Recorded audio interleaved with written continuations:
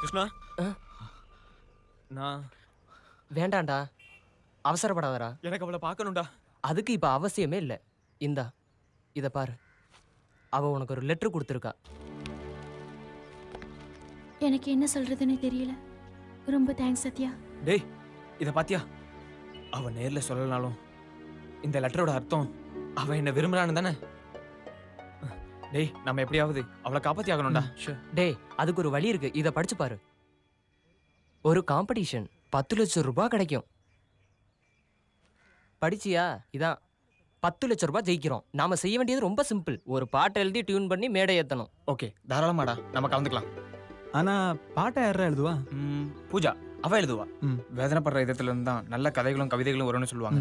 ஆனா ஆனா இது மார்ச் 11டா. நமக்கு பப்ளிக் எக்ஸாம். பப்ளிக் ஆகுது, எக்ஸாம் ஆகுது, நம்ம கலந்துக்கிறோம். சத்யா, நீ என்னடா சொல்ற? நம்ம பேரண்ட்ஸ் அலோ பண்ணுவாங்களா? அதெல்லாம் ஒரு பிரச்சனையா? நம்ம போறோம். ஏண்டா மார்ச் 11ன்னு சொன்னா அது ஸ்டூடெண்ட்ஸ்க்கான போட்டியா இருக்காது. பெரிய ஆளுங்களோட போட்டி போட்டு ஜெயிக்கணும்னா. டேய் ப்ளீஸ், எனக்காக இல்லைனாலும் பூஜாக்காகவாது நீங்க வரணும். நடக்காது சத்யா, பிராக்டிகலா யோசி. டேய் இத்தனை நாளும் ஒண்ணுக்கு ஒண்ணா இருந்து இப்போ இப்போ என்ன பண்ண சொல்ற? உன்னோட ஃபியூச்சரை பத்தி யோசிச்சியாடா? என்னடா நீ? டேய் சண்டை போட்டுக்காதீங்க, நீ போய் லட்சுமி டீச்சர்ட்ட பேசு.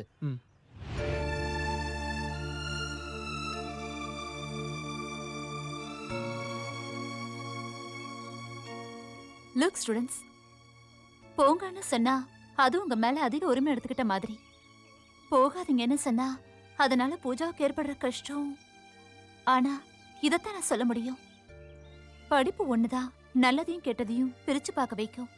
படிப்பு தான் உங்களோட தேவைகள்ல முன்னுரிமை கொடுக்கறது எதுக்குன்னு தீர்மானிக்கிற தகுதியை உங்க எல்லாருக்கும் கொடுக்குது. நீங்க இப்போ ஸ்கூல் எஜுகேஷனோட கடைசி கட்டத்துல நிக்கிறீங்க. இந்த நேரத்துல தான் நீங்க படிப்போட அவசியத்தை எந்த அளவுக்கு உணர்றீங்க அப்படின்னு தெரிய வரும்.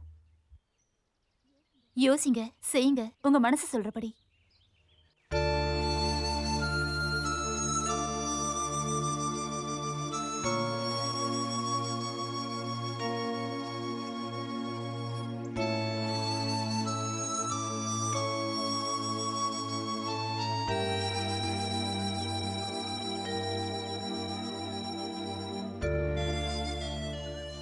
நான் போறதுன்னு தீர்மானிச்சிட்டேன்.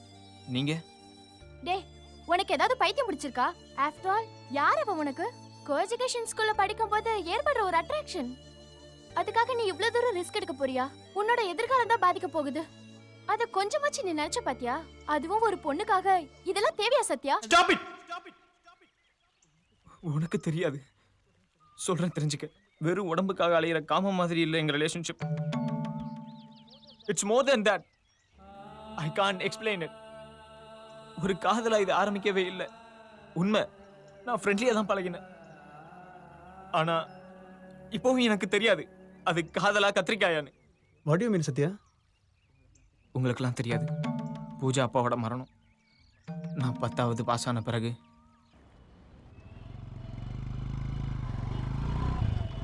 10th நல்ல ரேங்க் எடுத்ததுக்காக எங்கள் அப்பா எனக்கு பைக் வாங்கி தந்தார்.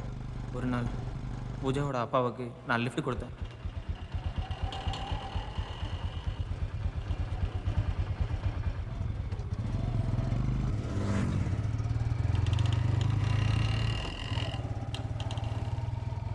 அவர்கிட்ட என் திறமையை காட்டணும்னு நினச்சி ஓவர் ஸ்பீடில் வண்டியை ஓட்டணும்.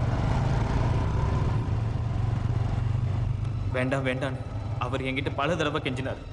நான் காதுல வாங்கிக்கவே இல்லை. அவர் ஒரு ஆர்ட் பேஷன் எனக்கு தெரியாது. பயத்தில் அவங்க அப்பா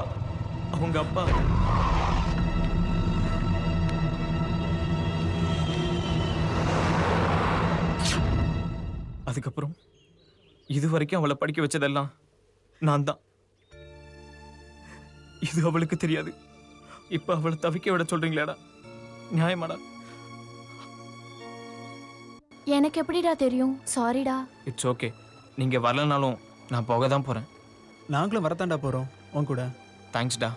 ஆனா எப்படி? இந்த எக்ஸாம் சமயத்துல யாரு நமக்கு ஹெல்ப் பண்ணுவாங்க? என்ன மச்சி பண்ணலாம்?